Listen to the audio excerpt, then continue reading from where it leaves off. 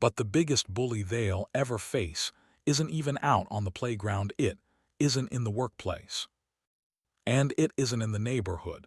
The TOUGHEST bully most people encounter is right inside their own head.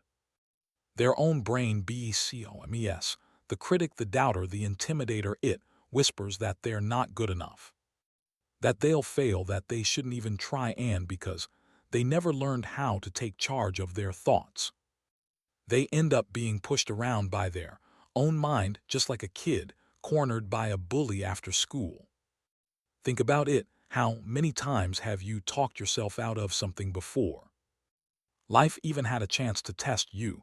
You didn't fail because the world said no, you failed because your brain said.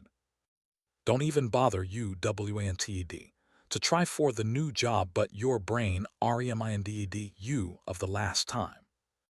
You fell short WANTED to start a new discipline, but your brain whispered that you've quit before. So why would this time be any different? That's the bully at work. IT doesn't need proof. It just needs to plant doubt, and most people let it win without a fight. See, the brain is wired for survival, not success. Left on its own, it will exaggerate danger, amplify fear, and hold you back. It will always push you toward comfort, because comfort feels safe, but comfort is where dreams go to die. Most people never realize that their brain, if untrained, will happily keep them small, keep them afraid, keep them busy with excuses.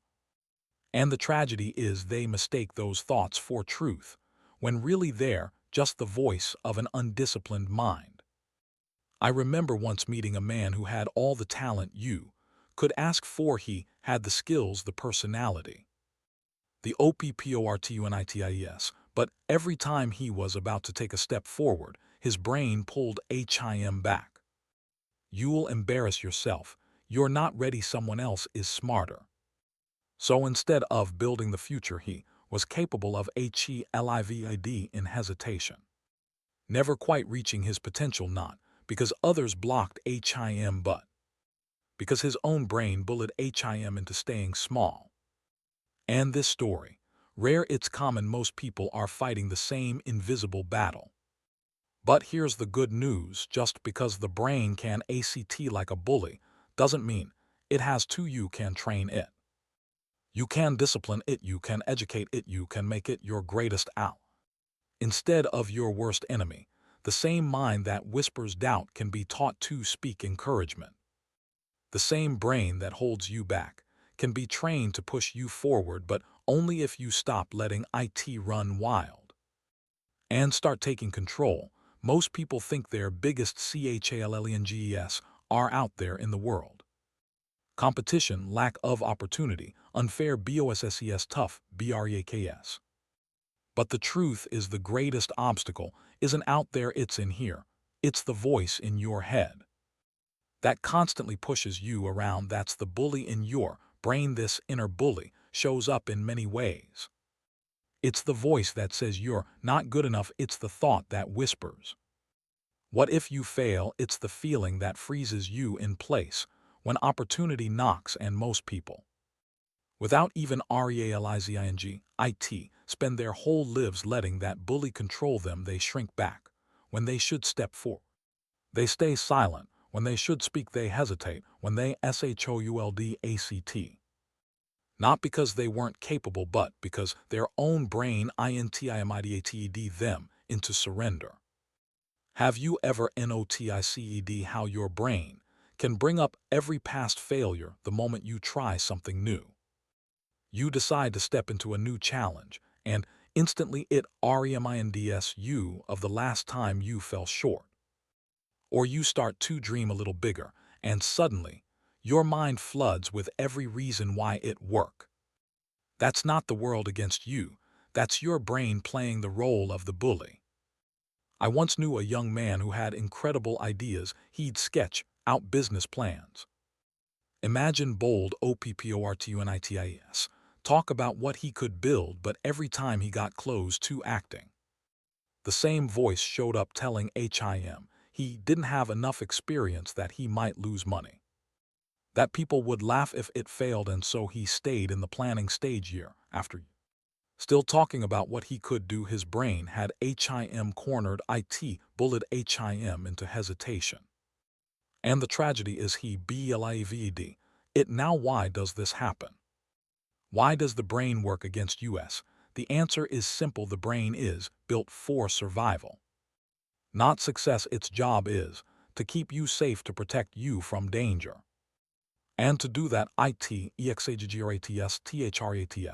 it makes the unknown seem scarier than it is. It convinces you to avoid risk, and while that might have helped centuries ago, when danger meant wild animals or starvation. Today IT often works against us because growth requires risk.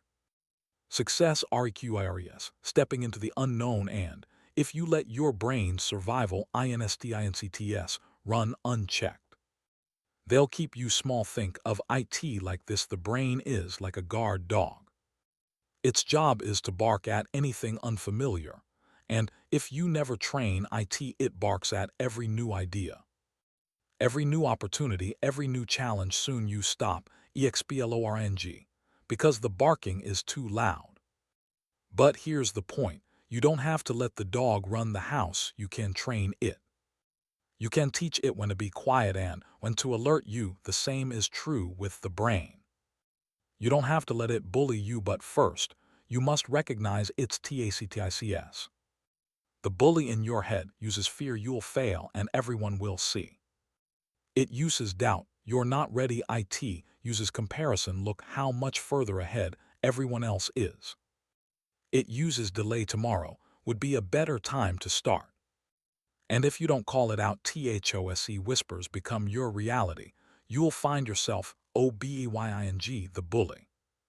Without ever realizing you had a choice. The sad truth is, most people live their whole lives this way. They stay in jobs they hate because their brain convinces them it's too risky to leave. They avoid new relationships because their brain reminds them of every heartbreak. They bury their dreams because their brain bullies them into BLIVING. They're not capable. They never run out of potential. They just run out of courage to face the bully. And here's something important to understand. The bully in your head doesn't always shout. Sometimes it whispers. Sometimes it sounds reasonable. It tells you to be practical, to play it safe, to wait for the right time. And because it sounds calm and logical, you believe it, but deep, you know it's just fear wearing a disguise. So the first step to overcoming this inner bully is awareness. You have to catch IT in the ACT. You have to start NOTICING when those thoughts come up. When that voice tries to intimidate you, once you see it for what it is, you can begin to resist it. You can remind yourself that it's not truth, it's just your brain trying to keep you comfortable. And that awareness alone starts to weaken the bully's power. The next step is to understand its tricks. How the brain deceives you into BLIVING, things that aren't true, and how it keeps you from stepping into the life you're capable of. Because see, the brain is clever. IT doesn't always stop you dirctl. Why?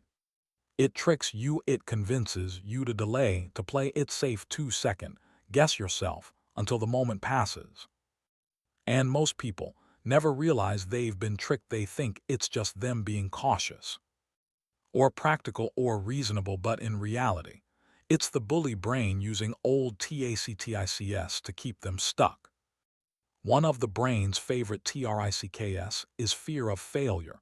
You get an idea, a vision, a goal, and the brain immediately flashes the worst case scenario. What if IT doesn't work? What if you lose money? What if you embarrass yourself? And because the brain can imagine failure so vividly, people accept IT as if it already happened. They see the failure in their minds. And then they live as THOUGH. It's guaranteed. The brain convinces them to avoid even trying. Another trick is the comfort zone. The brain loves what is familiar. Familiar feels safe, even if it isn't good for you. So when you try to stretch, to grow, to move into something new, the brain pulls you back. Stay where you are. Don't rock the boat. It's too uncomfortable out there. And many people listen, they stay in jobs. They hate relations that don't work. Habits that slowly destroy them because the brain convinced them that comfort was safer than growth. Then there's procrastination. The brain whispers that tomorrow will be better, you'll be ready next week, you'll start when the timing is right. And people believe it. They wait and they wait and they wait. Never realizing the brain protecting them, it's robbing them, because the truth is there is no perfect time. Tomorrow is just another excuse, that BCOMES, another month, another year, another decade, and the bully brain SMILES. Because procrastination has kept them stuck. Comparison is another trick. The brain loves to remind you how far behind you are. You look at someone else's success, and your brain INSISDS, you'll never catch up, so why even try? It HIGHLIGHTS, their victories in your SHORTCOMINGS, making the gap look impossible to cross. And instead of being inspired, your paralyzed comparison convinces you that effort is useless. And then there's the trick of CHASING, approval. The brain warns about what people will think, whether they'll like it, whether they'll laugh, and so instead of acting on what matters, you spend your energy pleasing everyone else. You abandon your dreams for the safety of applause. Even if that applause never comes, that's the brain using your own desire for acceptance as a leash. Here's what's happening underneath it. All the brain replays old EXPRINCES and PROGRAMS them as truth. You failed once, so the brain tells you you'll always fail. You were embarrassed once, so the brain reminds you to avoid risk forever. Someone criticized you years ago, and the brain still echoes their voice. Left untrained, the brain keeps looping the past into the present, convincing you that nothing can change. But here's the principle. You don't have to keep running on those old programs if you don't give your brain new instructions. Yes, it will keep repeating the old ONES. It will keep playing the tapes of doubt and fear. But if you start feeding it new input, new knowledge, new perspectives, new disciplines, you begin to rewrite the program. The bully loses its grip when you start retraining your mind. I knew a woman who always dreamed of writing a book, but every time she sat down, her brain told her she wasn't a writer, that nobody would read it, that she'd make a fool of herself, and for years she obeyed that voice. But then she started studying, journaling, practicing little by little. She filled her mind with positive voices, people who reminded her that writing is a skill, not a title. Slowly the bully lost power, and one day she finished the book. The very thing her brain said was impossible became her greatest accomplishment. That's the power of new instructions. The tricks of the brain are powerful, but they're not unbeatable once you see the pattern: fear, comfort, delay, comparison, approval. You can begin to catch it. You can remind yourself that it's not truth, it's just the bully again. And that moment of awareness opens the door to change, because the brain is not fixed. It can be educated, it can be trained, it can be disciplined. And that's the next step. You gotta learn how to educate the mind, how to feed it with the right thoughts, the right voices, the right disciplines, so it works for you instead of against you. The mind is powerful, but it's also impressionable. Left alone, it will replay the same old fears and habits. But when you feed it the right input, it changes, just like a garden. If you don't plant flowers, weeds will grow automatically. And most people's brains are full of weeds not because they planted them, but because they never planted anything better. That's why EDUCATING, the mind is so important. Think of the brain like a computer. It runs on programs, whatever program you feed it. It runs good or bad if you keep feeding it fear, doubt, negativity. That's the program it will run. But if you feed it knowledge, wisdom, encouragement, and goals, then that BCOMES, the program, and the RESULTS are completely different. One of the best ways to educate the mind is through reading. Every book is DECADES of someone else's EXPERINCES, MISDAKES lessons, and wisdom condensed into a few hours for you to absorb. Reading is leverage. You can live 1.0 lives through the pages of BOOKS. You can avoid MISDAKES that would take you years to learn. On your own, you can borrow wisdom from those who have already walked the path. That's how you train the brain to think differently. Another tool is journaling. Writing your thoughts forces clarity. The ACT of putting words on paper gives your brain clear instructions. Instead of letting thoughts swirl endlessly, journaling pins them down, organizes them, and gives you control. It's how you catch the bully in the ACT. When you see your own doubts written on paper, they lose some of their power. They look smaller, less intimidating. Journaling TACHES, the brain to listen to direction instead of running wild. Then there's the discipline of writing goals. A goal is a command to the brain.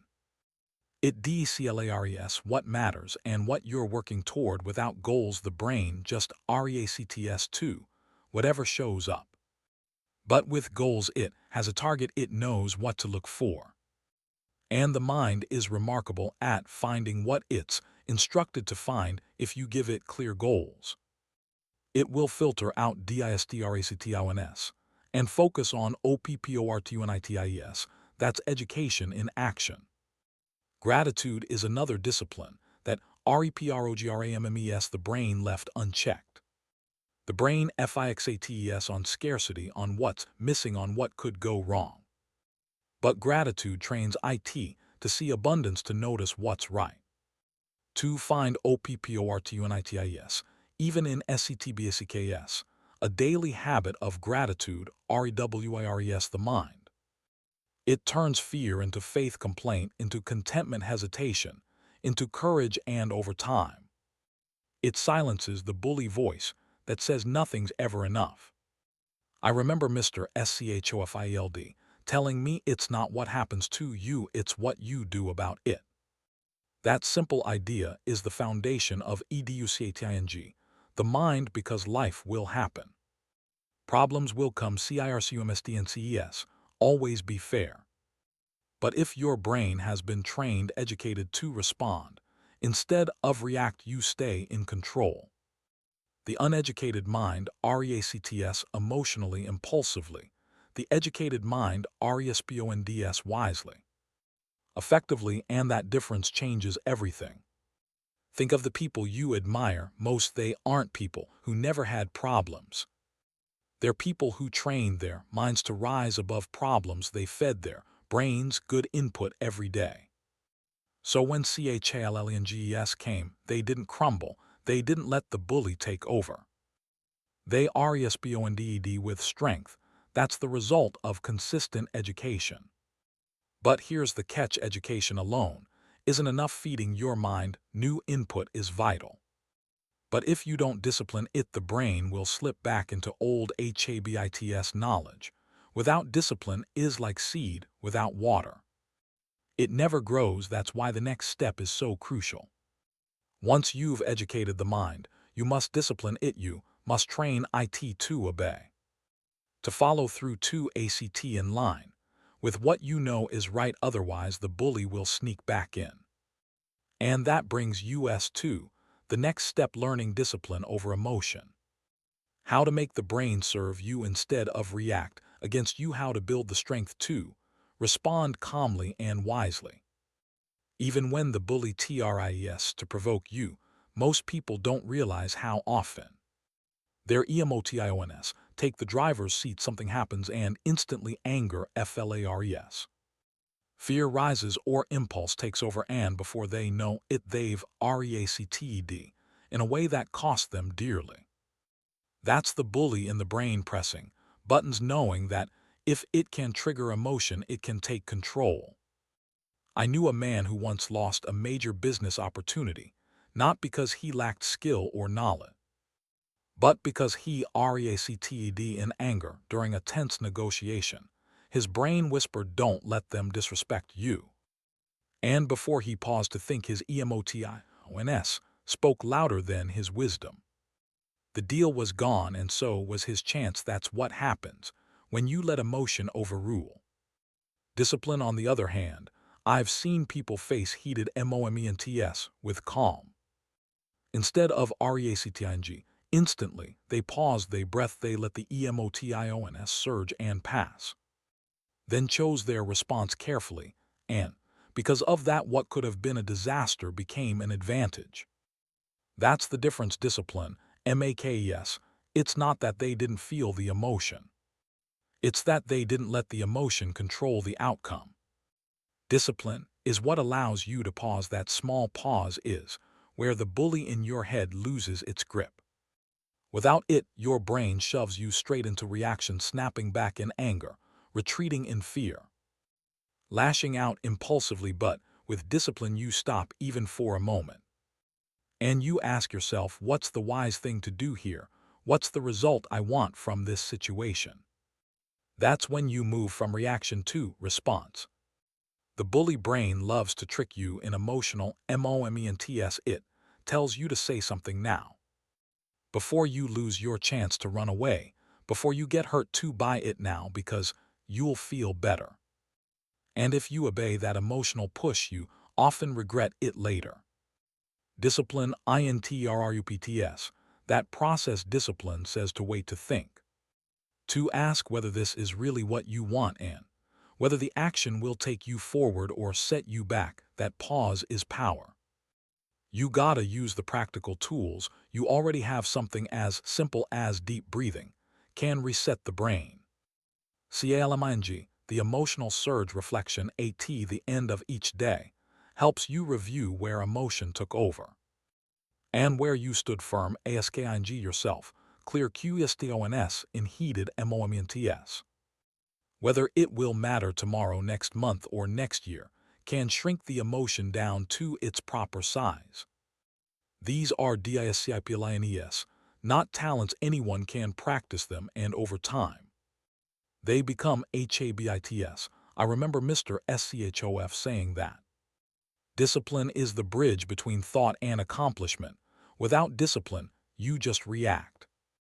With discipline, you can take your thoughts and turn them into deliberate action.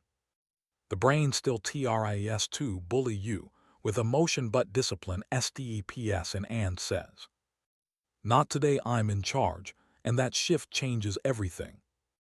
The truth is, you can't stop emotions from showing up. They're part of being human, but you don't have to be ruled by them. Discipline is what lets you feel fully but act wisely. It's what keeps your brain from running wild. It's what puts you back in the driver's seat.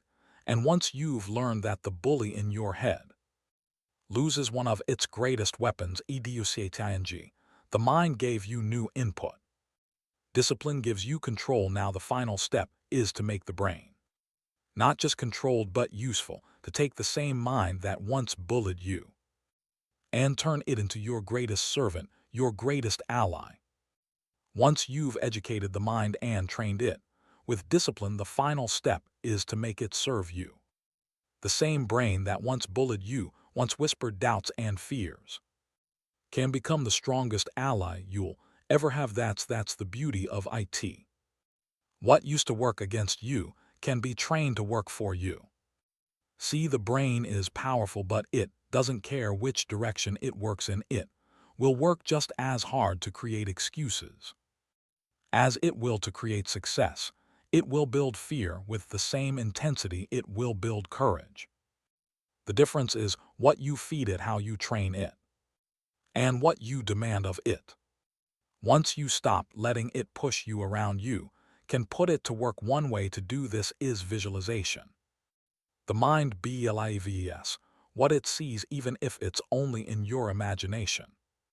When you rehearse success in your head, when you picture yourself speaking with confidence, building the business SHAKING, the hand after the deal, your brain STARTS, to accept it as normal. And when the real moment comes, it feels familiar instead of foreign. That's the power of mental rehearsal. The same brain that once replayed every failure can now replay victories until they feel natural. Another way is through affirmations and standards, not fluffy slogans but clear, strong declarations of who you are and what you demand of yourself. When you remind yourself daily that you are disciplined, that you follow through, that you keep commitments, the brain takes note. Over time. It begins to act in line with those standards. Remember, the brain is always listening. If you feed it discouragement, it accepts that as true. But if you feed it standards of strength, it rises to meet them.